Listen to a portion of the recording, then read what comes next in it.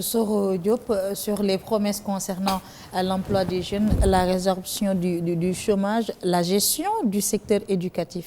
Mais bon, moi je pense sur le problème de l'emploi des jeunes, ce qu'il faut dire, c'est que les jeunes Sénégalais n'ont qu'à se réveiller. À chaque année électorale, chaque président leur promet le plein emploi. Abdoulaye Wade leur disait, levez la main. Quels sont ceux qui n'auront pas des emplois? Je vous donnerai des emplois. Macky Sall promet lui aussi des emplois. Vous savez quoi? Moi, je n'ai pas vu, depuis Diouf jusqu'à Macky Sall, en passant par Abdoulaye Wade, des programmes d'emploi imaginatifs pour créer des emplois au pays. On est toujours resté dans les mêmes trucs classiques. Vous ne nous jugez pas trop tôt là, M. Diop? Non, je vous juge déjà parce que les actes que vous êtes en train de poser, la perspective dans laquelle vous allez ne change pas. Vous ne changez, ça ne change pas, il n'y a rien de nouveau sous le ciel. Apparemment, vous ne nous suivez pas. Parce que, d'abord, partons de l'éducation. Parce que c'est là le problème d'abord. Partons du secteur éducatif. De l'école privée qui recevait les déchets scolaires, l'école privée est devenue aujourd'hui l'établissement qui reçoit les génies du scolaire. Il y a un problème. Or, Youssou, vous savez très bien ce que représentait l'école publique. Les meilleures performances. L'école de la République, vous mais voulez Macky dire. Sall, tous ces gens-là sont sortis de l'école publique. Et aujourd'hui, on a l'impression qu'on est en train de privatiser l'éducation. Et une partie qui explique l'instabilité dans le milieu scolaire, c'est que les enseignants préfèrent avoir leur salaire à la fin du mois et émarger des émoluments dans les écoles privées. Il faut mettre fin à cela. Au Maroc, le roi a mis fin à cela dans le secteur de la santé. Il dit que tout médecin, tout infirmier de l'État n'a plus le droit d'aller monnayer ses services dans les établissements, dans les espaces hospitaliers privés. Abdoulaye Wade avait mis en place des agences pour l'emploi des jeunes. Je veux parler de l'ANEJ, du FNPJ, de OFEJBAN. Des agences reconduites par Macky Sall malgré la promesse faite par rapport à la rationalisation. C'est pourquoi je dis que rien n'a changé. À quoi servent ces agences? Rien n'a changé. Cette agencialisation de l'emploi-là, c'est pas ça. C'est pas ça. C'est pas ça la perspective. La perspective, c'est... Regarde, aujourd'hui, on te dit qu'on va chercher 1000 tracteurs pour le monde rural. Alors que tu as dans ce pays-là des savoir-faire qui peuvent te faire des charrues à des milliers et des milliers de charrues. Là, c'est ce qui existait ici sur la Thiès, qui faisait des charrues pour le monde rural. Qu'est-ce qui le faisait? Des Sénégalais.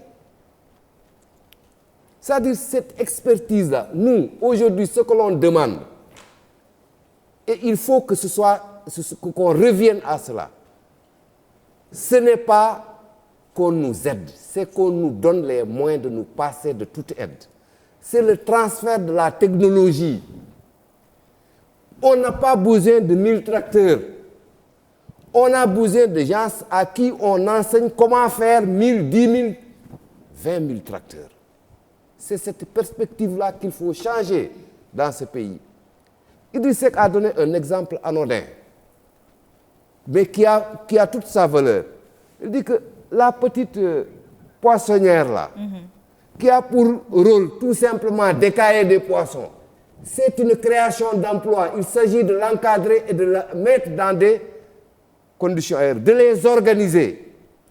Et vous avez énormément dans tous les domaines ici au Sénégal, des jeunes qui ont de talent, qui ont du savoir-faire. Il suffit de les encadrer et de leur donner les moyens. Ces chaussures que je porte là, c'est les Turcs qui font ça. Les gens de Ngaye Mékhé peuvent mieux faire ça. Pourvu qu'on leur donne le matériel et qu'on les organise. Donc il faut régler Pourvu le problème aujourd'hui de la qualification. qu'on dise que les bottes que portent les soldats, désormais, seront fabriquées par des travailleurs de Alors, Ngaye. si Combien je d'emplois comprends vous bien, allez créer? Il faut régler le problème de la qualification, le problème de la formation, le problème des financements. Youssou Diallo, est-ce que vous avez un brin d'espoir avec la mise en branle du Fonds 6, du Fonds GIP, et puis la promesse faite à Macky Sall d'assurer le plein emploi à cette jeunesse sénégalaise qui ne demande qu'à travailler? Non, j'ai pas beaucoup d'espoir parce qu'on ne peut pas transformer ça. C'est la réponse non, non, laissez-moi, moi je suis un homme logique. On ne peut pas transformer ce que l'on ne comprend pas. Il a commencé par annoncer 500 000 emplois, mais dans son dernier discours du 3 avril, qu'est-ce qu'il dit? Je vais organiser des concertations sur l'emploi. Ça veut dire qu'il n'a pas de politique de l'emploi. Il n'a pas encore réfléchi sur l'emploi. Il a proposé un chiffre pour lequel il n'avait aucune maîtrise du marché de l'emploi. On y ajoute maintenant sur les fonds qu'il a mis en place, les fameux fonds. Venons-en maintenant. Le fameux fonds GIP, il disait chaque année, il allait doter le fonds GIP de 50 milliards. Ça permettrait... Les jeunes qui vont être financés... Exactement. Mais rien pour entamer une carrière dans le domaine de l'entrepreneuriat. Rien que sur une base mathématique. Vous prévoyez 50 milliards. Vous dotez le fonds GIP de 5 milliards.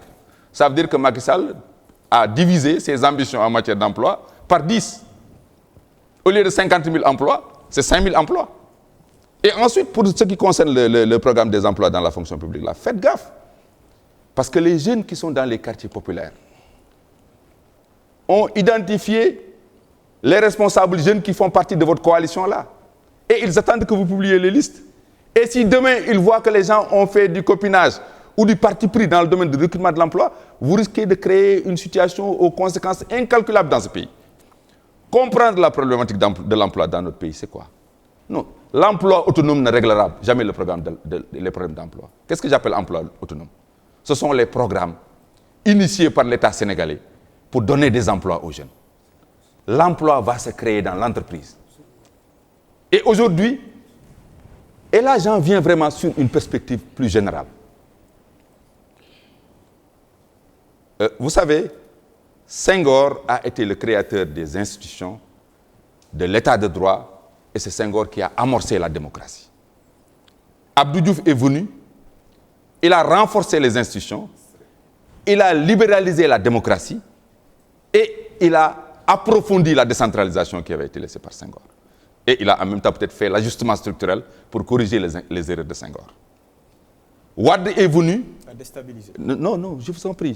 Mon cher, je suis en train de vous faire une consultation gratuite, peut-être que, puisque vous n'avez pas de vision, je vais vous donner les perspectives vers lesquelles vous devez aller si vous voulez régler les problèmes des Sénégalais. Wade est venu.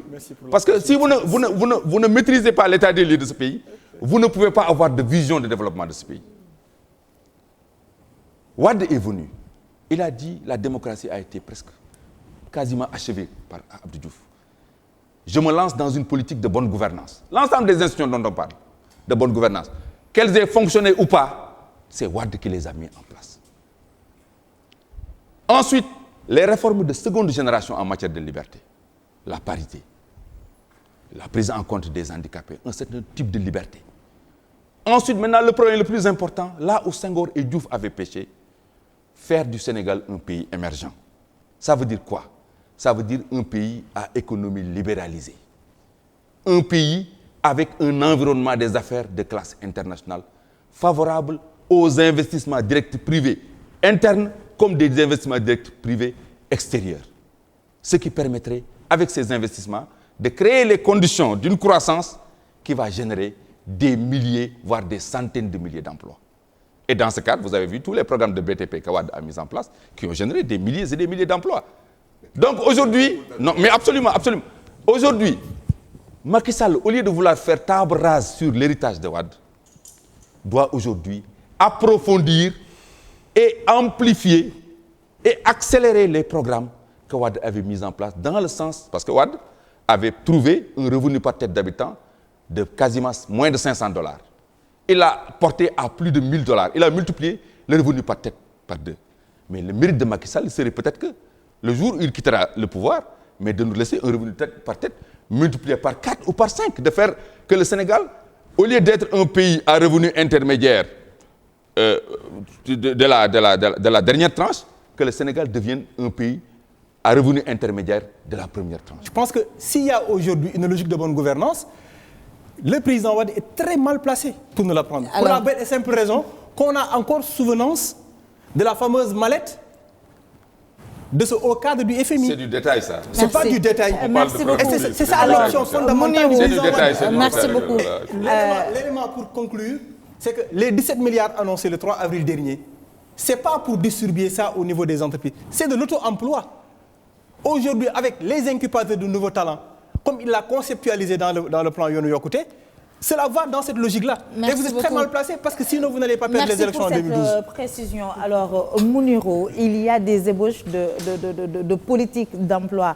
On parle du FONSIS, du FONGIP, on parle de la création d'universités, des métiers au niveau de la banlieue sénégalaise. Je crois que je l'ai noté quelque part. Du développement des filières d'enseignement de pointe à l'ampoule, une espèce de Silicon Valley qui va faire émerger des techniciens aptes à l'emploi. Alors, qu'est-ce que tout ce programme d'emploi, d'éducation vous inspire? Est-ce qu'on est en train de mettre, est-ce qu'on est en train de créer les conditions d'une réalisation de ces promesses de Macky Sall?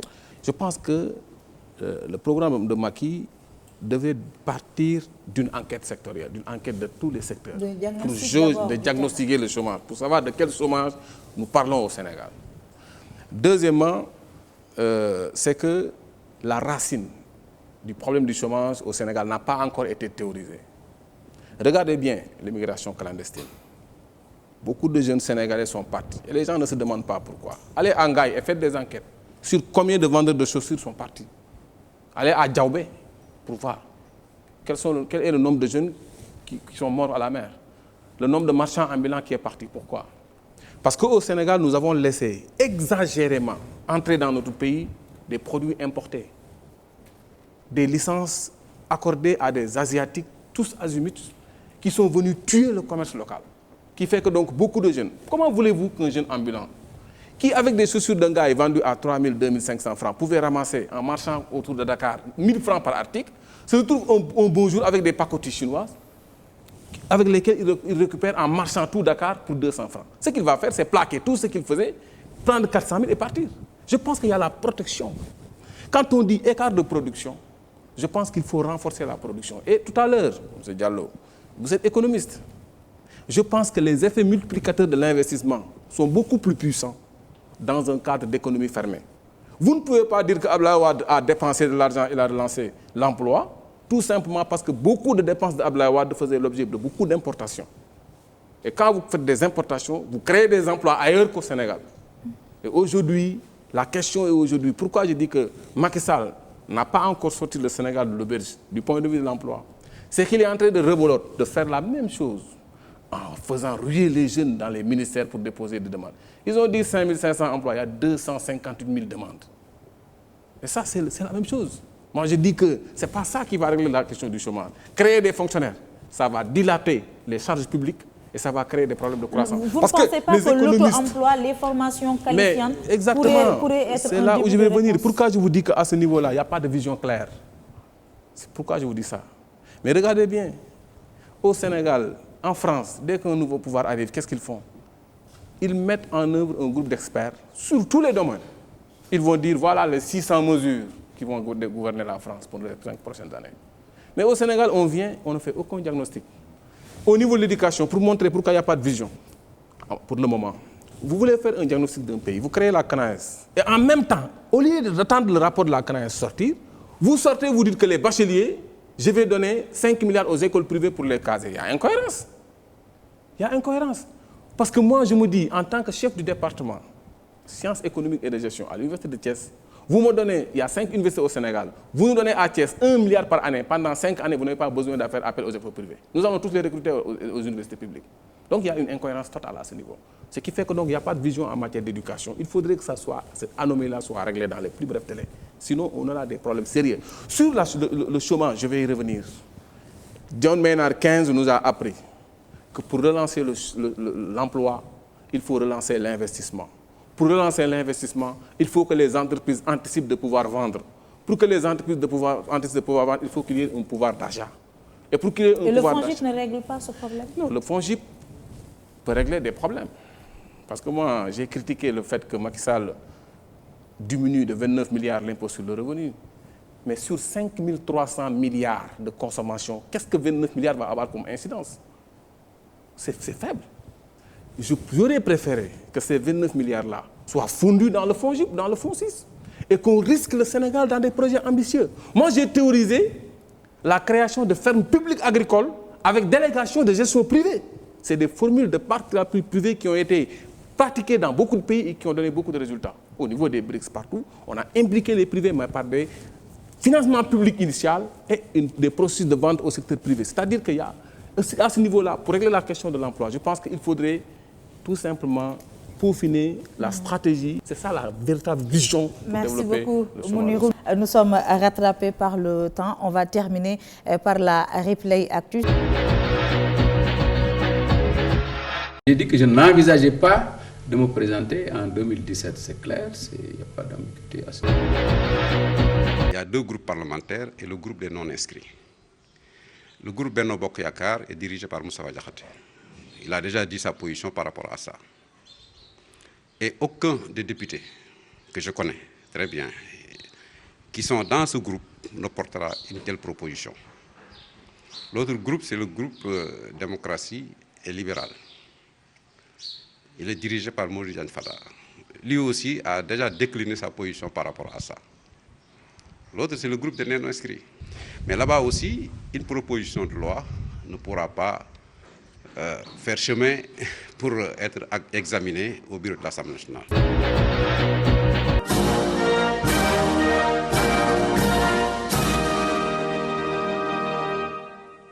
Mes chers compatriotes, demain, 4 avril 2013, nous célébrons à l'unisson le 53e anniversaire de l'accession de notre pays à la souveraineté internationale.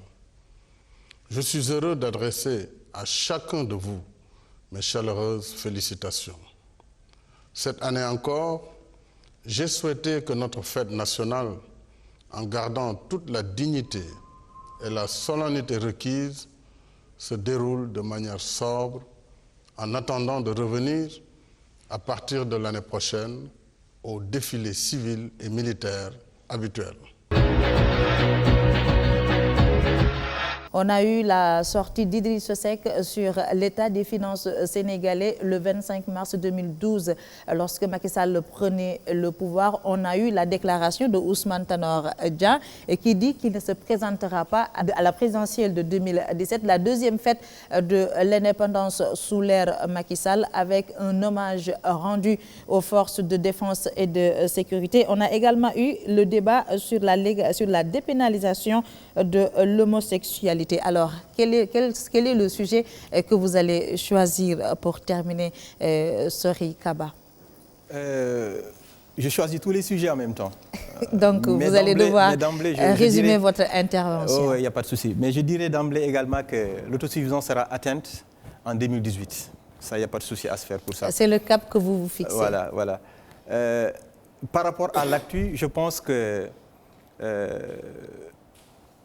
Monsieur Idriss Seck, comme c'est de lui qu'il s'agit, manque d'élégance dans sa sortie par rapport à la coalition Benno Bokk Yakaar, mais aussi manque aussi de vision, un peu emporté par sa boulimie et ses ambitions plus ou moins personnalisées, qui font qu'aujourd'hui, il n'a de vie que pour lui-même. Je ne pense pas que ces types d'hommes politiques, les Sénégalais en ont besoin. C'est pourquoi je faisais tout à l'heure allusion à M. Diallo quand je lui disais que les citoyens sénégalais ont dépassé certains hommes politiques dans leur réflexion et leur analyse prospective. Et malheureusement, il est dans cette catégorie dépassée par les citoyens, parce qu'on vit aujourd'hui une autre époque qui est différente de celle de la démocratie représentative, encore moins de la démocratie d'opinion que nous avons connue en 2000. Vous n'êtes pas en train de sous-estimer les capacités d'Idrissa Seck? Ne peut-il pas être le réceptacle de tous les déçus, il sera de tous les après frustrés? moi, ça je vous le dis d'ici. Il sera président après moi. Ça, il n'y a pas de souci à se faire.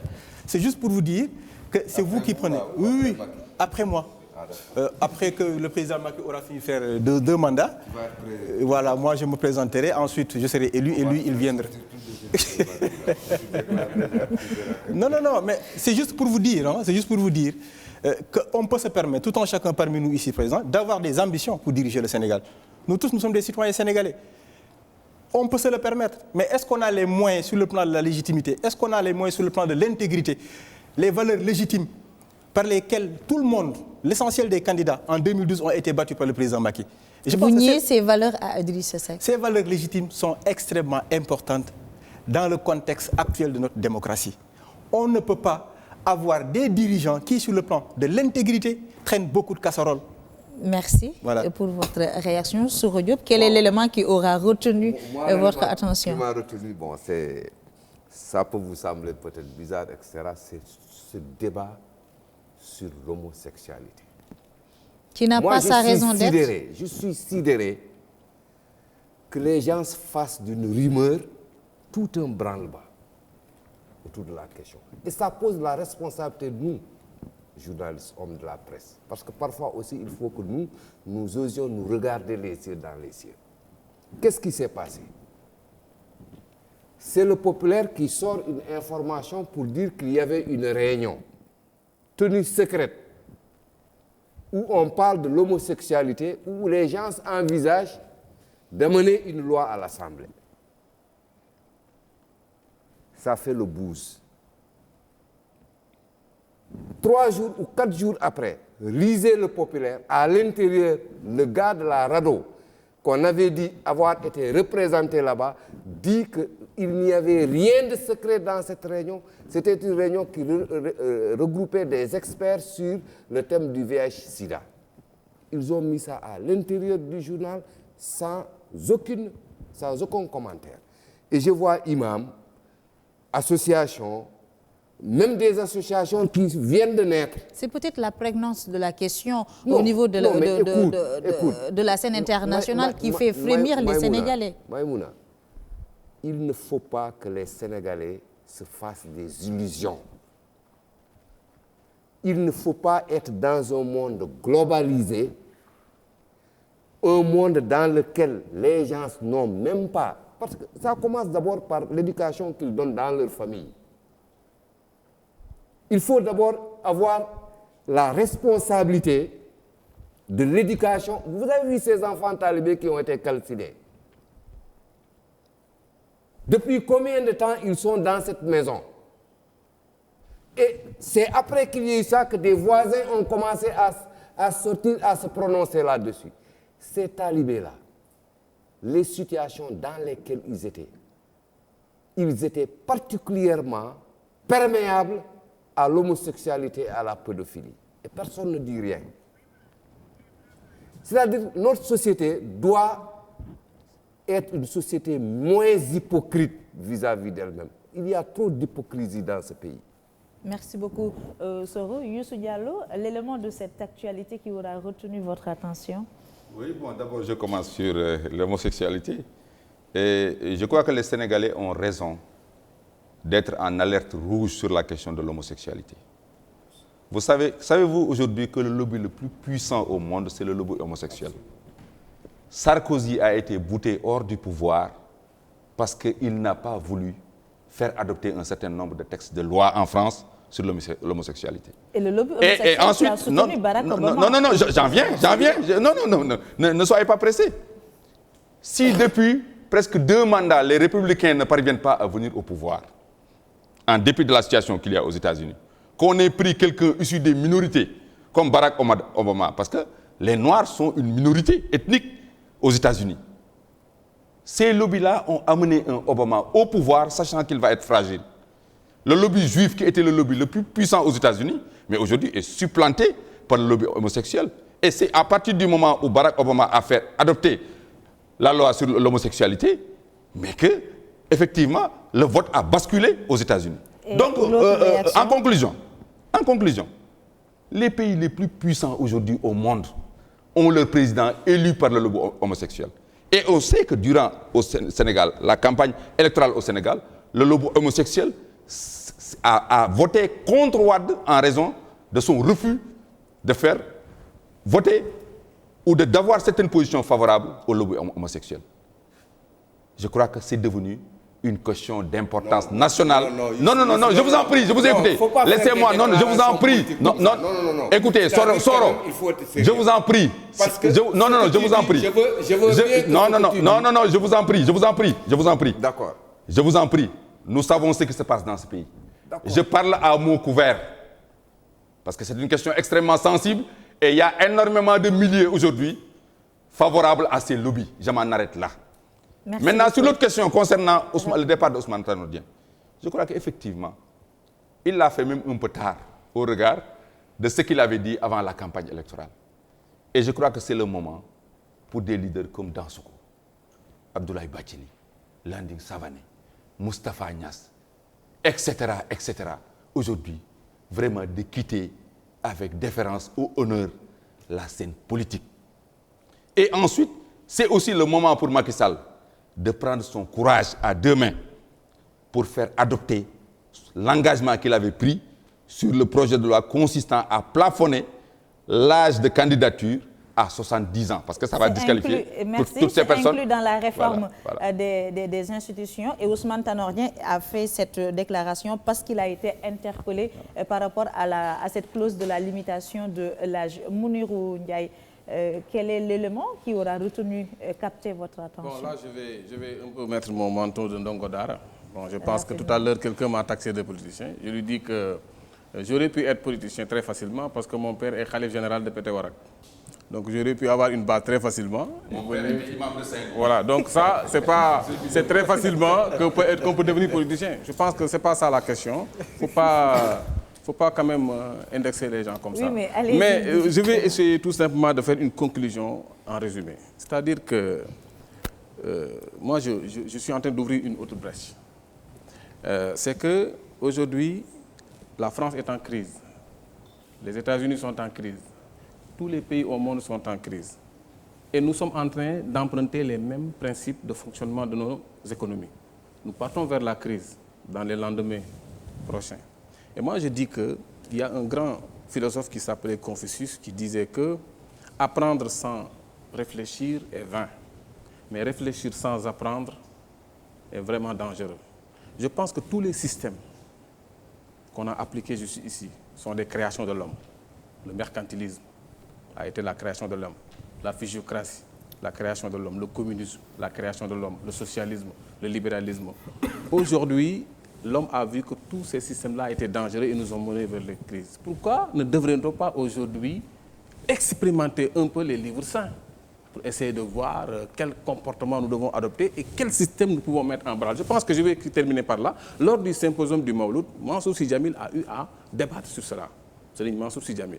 Il avait montré, par exemple, qu'en Allemagne, l'Allemagne était le seul pays en Europe qui aujourd'hui se débat avec la crise et n'est pas très touché. Et pourtant, en Allemagne, il y a un conseil secret de l'Église qui regarde toutes les mesures, toutes les lois, toutes les politiques adoptées en Allemagne avant que ça passe. Vous voyez, ça, c'est la religion. Deuxièmement, la Turquie est dirigée par un Ndongo Dara, Erdogan. Et la Turquie est en train de s'envoler. Pourquoi aujourd'hui, on ne devrait pas intégrer dans notre développement les Ndongo Dara? Et ceci nous permettrait quand même de religieusement éduquer les gens et de combattre ces trucs d'homosexualité et ainsi de suite. On va terminer par ça, un retour aux fondamentaux de la religion, que ce soit la religion musulmane ou la religion chrétienne, interdisent les actes contre nature entre les hommes, c'est-à-dire l'homosexualité.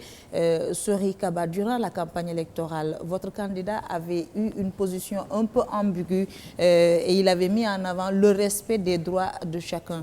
Depuis que cette polémique a éclaté au niveau de l'opinion, on n'a pas entendu une autorité gouvernementale se prononcer sur la question. Il y a eu la position du groupe Benno Bokk Yakaar. Quelle est la position de votre gouvernement sur la question de l'homosexualité? Heureusement qu'ils n'ont pas réagi, hein? Heureusement. parce que je crois que le descriptif que M. Diop a fait est assez éloquent sur la situation de cette actualité. Le président Macky n'a pas eu une position ambiguë. Mais je ne pense pas non plus qu'il soit acceptable que des populations fassent justice pour elles-mêmes. Parce que nous avons identifié un tel individu supposé être homosexuel, battu à mort. Mais quelle est votre position générale sur cette question de l'homosexualité? Est-ce qu'il faut s'en tenir à la Constitution qui interdit les actes contre nature et à la religion? Absolument. Absolument. Ça, il n'y a pas rien à ce... Merci beaucoup. Voilà, ça c'est clair. Merci beaucoup. Merci beaucoup, Sori Fanta Madi et Kaba, membre du directoire de l'APR, membre du pool de porte-parole de la même formation. Nos remerciements à Sori Diop, journaliste, analyste politique. Nos sincères remerciements au professeur Mounirou Ndiaye, enseignant à l'université de Thiès. Il est économiste de formation. Et il a publié un ouvrage sur l'économie sénégalaise, enjeux et problématiques. Nos remerciements également à Youssou Diallo, membre du comité directeur du Parti démocratique sénégalais. Nos sincères remerciements à ce charmant public qui nous a accompagnés tout au long de cette émission. Je veux parler de l'Association des jeunes pour le développement de Médina Kell. C'était tout pour ce numéro de Actu Show consacré au décryptage du bilan de l'an 1 de Macky Sall à la tête de l'État du Sénégal. Je vous donne rendez-vous pour un autre sujet de discussion, toujours dans Actu Show et sur la 2STV. My heart's a stereo, it beats for you, so listen close. Hear my thoughts in every note.